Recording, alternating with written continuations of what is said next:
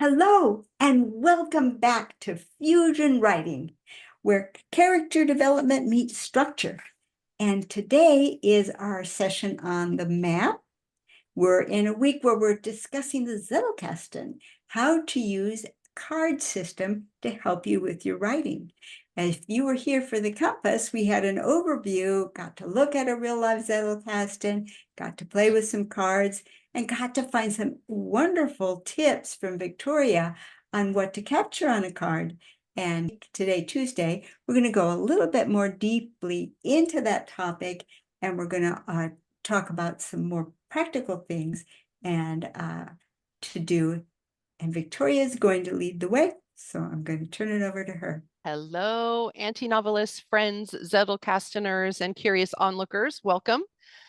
Okay, we had a great session yesterday. Kathleen did an amazing job of just breaking down what can be completely overwhelming Zettelkasten theory into literally something that anyone can do. If you have an idea for a story, if you're working on a research paper, whatever it is that you're wanting to do, or even if you're just reading something really fascinating and you want to be able to get back to that thing, we're going to set you up so you can do that starting today. So yesterday, I issued you a little bit of a challenge from Ernest Hemingway, the master himself, on observation. Just looking around your world on a daily basis and capturing on a card little snippets of conversation or interesting ideas, or maybe something that you saw, something that struck you as beautiful, something that struck you as strange, whatever. Capture those things on cards. And then we're going to talk through installing those cards into your system. And hopefully you have a much better sense of how that works now. But what I want to do for the map today is I want to share with you something that I call my roadmap for the novel structure. So in the beginning, when I first started working on my book, it was one book. It was a single story, one book. And workshopping it through my beta readers, I discovered based on their feedback that it was a much bigger animal than I originally thought.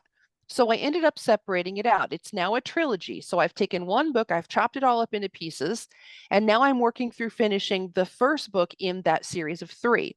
Well, in order to do that, you have to make sense of all the information. That's where I was completely stuck. I did not know how to get that done. And then, like fortune does, it intervened in my process and I found Scott Shepherd's YouTube videos on the Zettelkasten. And suddenly I understood how to make sense of all this information. So for me, even though the Zettelkasten is built as a nonfiction tool, it immediately made sense to me as a way of sorting and organizing my fiction. So that's what I set about. So the first thing that I did was I created a plot structure section in my Zettelkasten. Now, as Kathleen shared with you, most of my story takes place in the 7,000s. So what I'm going to share with you today begins with the number 7,001. It doesn't mean that you have to do that. Exactly as she said, your numbers are your numbers. I chose 7,000 because that kind of placed my plot box information for this book around the middle of my big box, and that worked for me. So you choose what works for you. I'm just sharing what mine looks like. So first, I will show you my little box. Yesterday, I think I pointed out that my first Zettelkasten began in the lid of my mom's old recipe box. So this is actually the body of that box. And my plot cards fit perfectly in here. So that's what you're looking at. These are all of my little plot cards that guide me as I start to sequence scenes and chapters that might make sense for my story. So that's all this is. It's just taken out of my big boxes that live behind me and put into this smaller box so that I can slot things in and out and move them around as I write. With that said, I'm going to share my screen. Okay, so what you're looking at is your downloadable guide, your map for this week. Across the top, it says Zettelkasten for fiction, where imagination finds order. Roadmap for novel structure, using the 8 major plot points plus the 25 plus plot beats. A word about structure and plotting. I would never want to offend or leave my pantsers out of the game. So this is just a suggested structure that helps you order in your mind how your story might flow. So for some of you, out of the 4 acts that compose a story and the 8 plot beats within them, you might only use 5 of them. Some of you might invent new ones and insert new plot points or plot beats. Out of the 25 plus plot prompts, which prompt you towards ideas that could be scenes or chapters, some of you might use 29 and make up some of your own. Some of you might only use 6. It does not matter. The important piece is you have everything that you need at hand as you're going through that writing process, developing your story, so that when you get to, let's say, I'm looking at line 29, this inciting incident, the inciting incident is something that happens that thrusts your main character into the story. We like to call it the point of no return. They're in it, they can't go back, they have to go into this new world, this new situation. They're in it for the long haul. So maybe your inciting incident doesn't happen in Act 1. Maybe your inciting incident is something at the midpoint because your story is a longer, slow burn rather than crash them up at the beginning and launch into the conflict and the crazy activity between the antagonist and the protagonist. It does not matter. The important thing is you have the breadcrumb trail and the suggestions that you need to consider. I wonder if this will work for my story. Write it out, draft it out, look at it. You know, that's not going to work for my story. Let's look at a different one. Okay, maybe that'll work. That's how you use this tool. So let's just take a quick look at it. So this skeleton, as I said, is just a place for you to draw inspiration from, to draw some direction, something to navigate by, and to get that story down on the page so that you have something to edit and navigate by. So in Act 1, we've got the disturbance and the inciting incident that lead us to the first plot point. Now, if you look in column C is a summary of Derek Murphy's plot dot, which are 3 items per act, totaling 6, because you've got 2 halves in the act. They're just a few items that help you understand what might I want to include here. So maybe I want to include something peculiar that draws the reader in, wondering what is going on with this. Maybe you're going to have a call to adventure that makes your reader in those chapters go, what is going to happen now this character is being called on a quest? Maybe as you get to the end of that chapter, you're going to pull the rug out and that character is going to be turned end over tea kettle and have to figure out, how am I going to make sense of this crazy world and everything that has just happened to me? Are you starting to see how those things line up like dominoes in order to propel your character through the story? Now, if we look quickly in the next column, where it says additional prop leads for prompting story development, you'll use some of them, not all of them. Unless you want a 700-page book, go for it. So this column just gives you some other suggestions, things that you might think about. Now let's look here at line 48. Questions for Act 2, okay? Right before you go into this next act, out of 1 into Act 2, how is my protagonist going to execute her plan, achieve the goal, and avoid pain?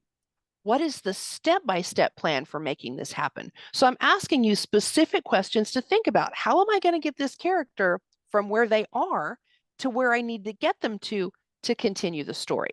So that's what this skeleton does. It serves to prompt you and guide you, and especially when you get stuck, help you ask some questions or consider some scene options to get your character further down the road of the story.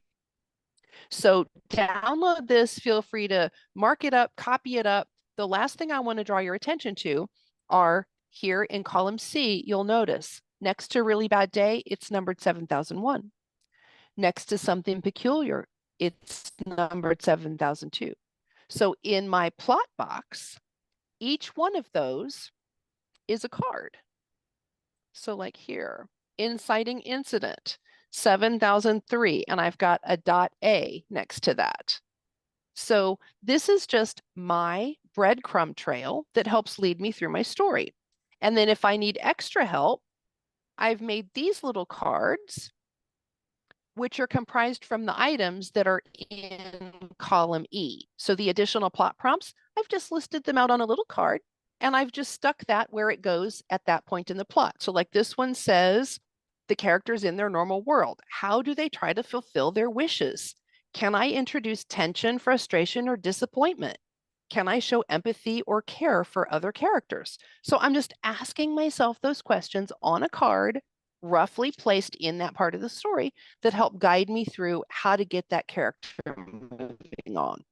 So that's a high level look at the signposts and the prompts that help guide you through writing your story. So this combined with your character development guide, which helps you use a set of cards to develop each character in depth, right down to the shoes that they wear, their eye color, and what their favorite food is. That character development guide from last week, along with this roadmap for your novel structure, are two key elements that help you get that story, all of those little elements out of your head, either onto note cards or onto the page, and then start building that story world and propelling that character through. So I will leave you with that because that's a whole lot of stuff. But Kathleen is going to pick it up and take you further into using your Zettelkasten and how to implement this system so that it's manageable, it's simplified, and it becomes a tool that works for you. So I will pass it off to my esteemed colleague, Kathleen. Okay, thank you so much, Victoria. That really is a valuable way of starting to organize the story. I can't wait to dive into that, some of those aspects, and see if I can move my story along that has gotten a bit stalled, and get back to writing about Jonathan and the dinosaur notebox. I'm so excited. Thank you very much. So what I'm going to do next is I'm going to go a little bit deeper into making cards, because I already told you to get a box, a shoe box, and some cards, or the lid of a recipe box, as Victoria suggests, and get ready to start putting cards into your box and figuring out, well, where are you going to go with them?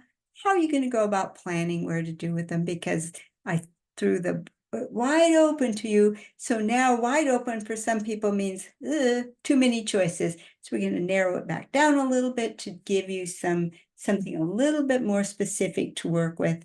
And then we're going to dive in and show you how you can use it for the exercises from the Compass Week and the exercises from the 2 map weeks that we have had with both resilience and balance.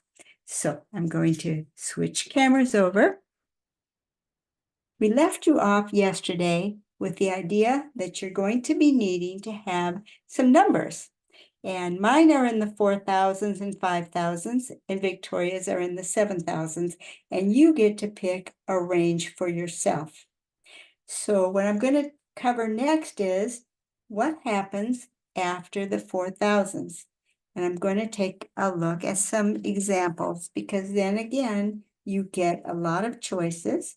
But I think Victoria and I tend to make the same choice here. But just because you're going to see other people's cards, or if you read Scott's book, you're going to get exposed to other ideas. And I want you to understand that they're all basically saying the same thing. Yesterday, we talked about how the first 4 numbers are actually just geography.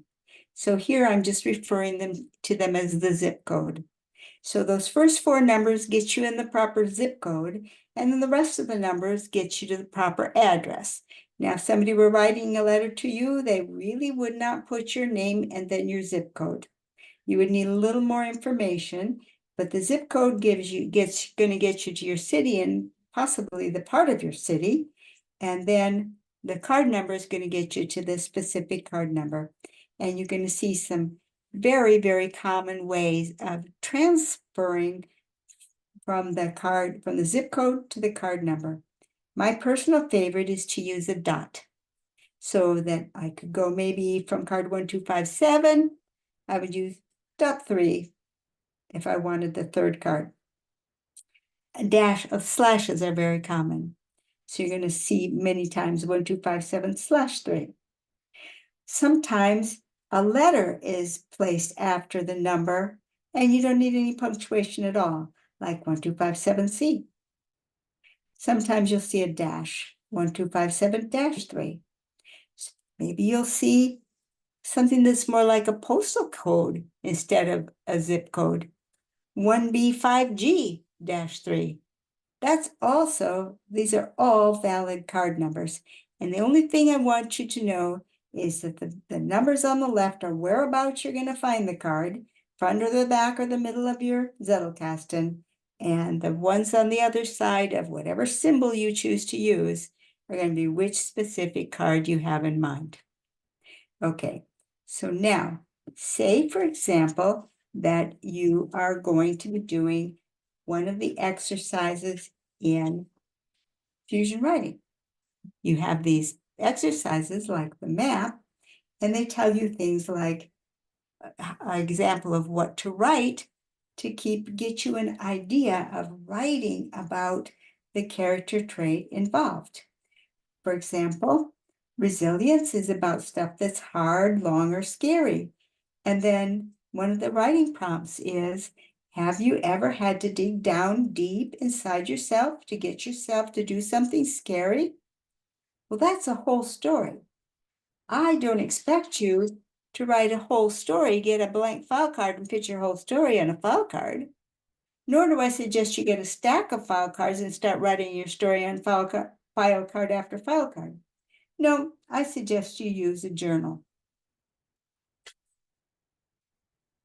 For me, my favorite journal is just a yellow legal pad.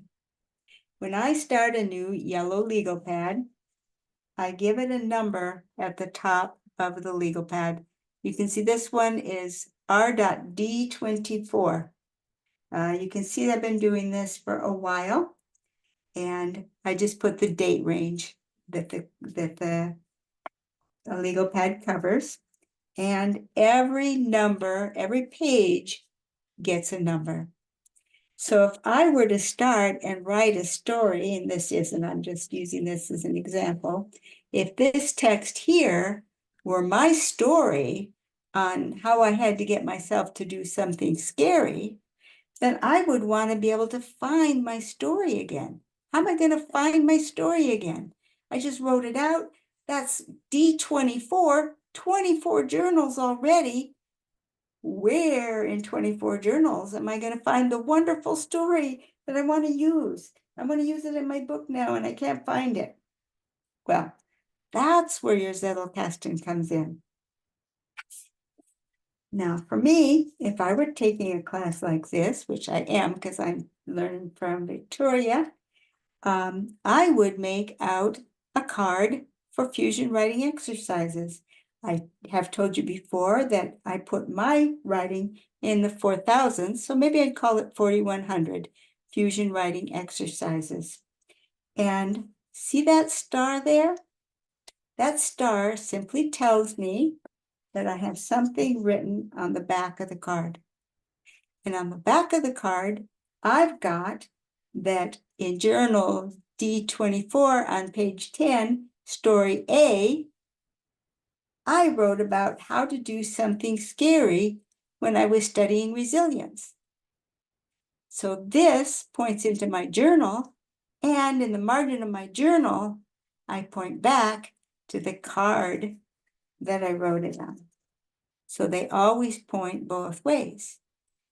But that's still not going to help too much because I would have to remember, well, I could get out this card and see everything I've written. I might have a lot of them by the time I'm done.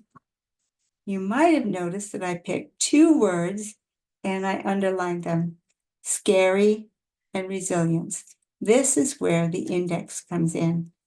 Yesterday, I gave you a brief look from the outside in of what an index looks like. It's just alphabetical, and every index page starts with the letter of the alphabet and entries on where things are.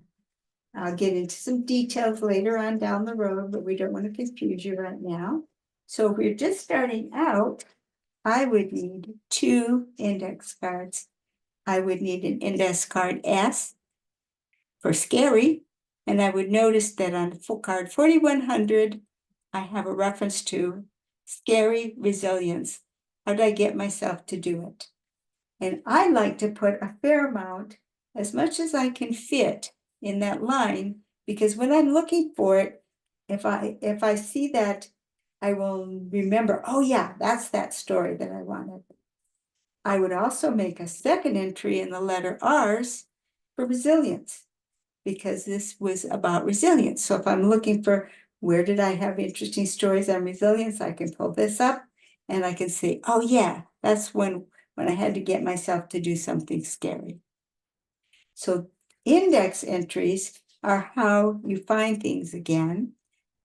These cards turn out to be a really great way if you're just looking through the things that you did in your fusion writing exercises. What did I learn in fusion writing?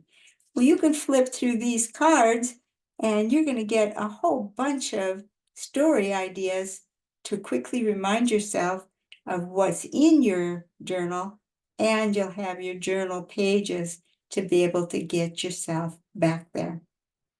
Okay, so I'm going to switch back to face front now. Okay, so here we are back together again. And one of the things that I want to remind you about as you play with these things, because you're actually starting to create Zettelkasten cards and capture things that you're going to want to use in your writing, setting out some plot points and making cards of your plot points. Can you imagine how much quality work you're getting done on building your story? This is pretty exciting.